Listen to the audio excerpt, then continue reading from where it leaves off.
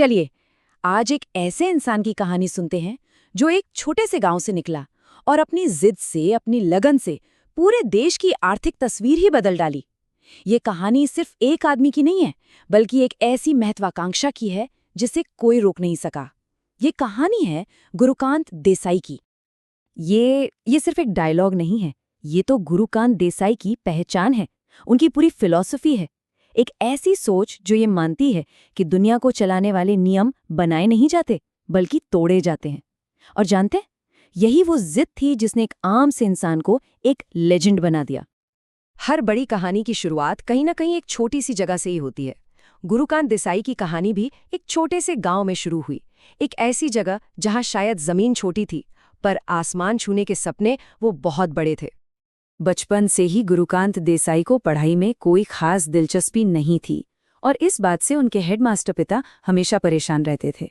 लेकिन गुरु की आंखों में किताबों के अक्षर नहीं थे, उनकी आंखों में तो बाजार की चमक थी, जहां उन्हें हर चीज में प्रॉफिट कमाने का एक मौका दिखाई देता था।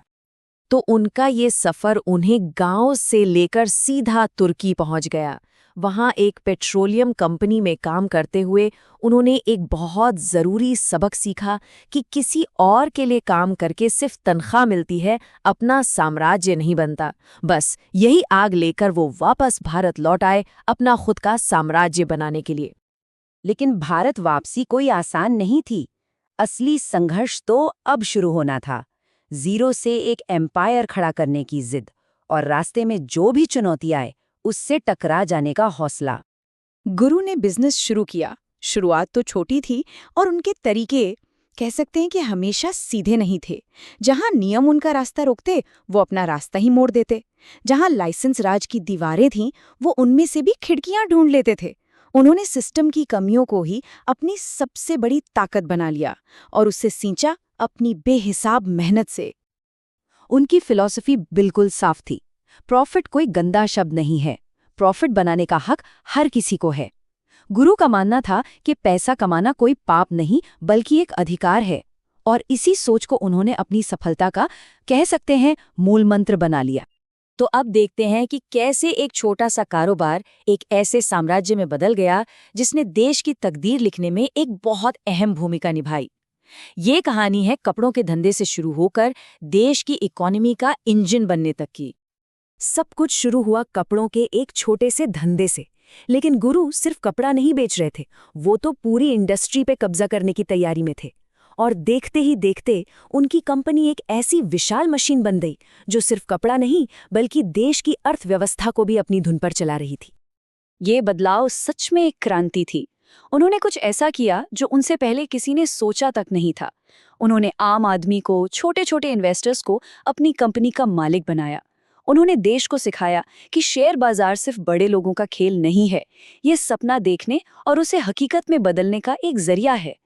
लेकिन कहते हैं ना, जब सफलता आसमान छूने लगती है तो उसके साथ साथ दुश्मन भी खड़े हो जाते हैं।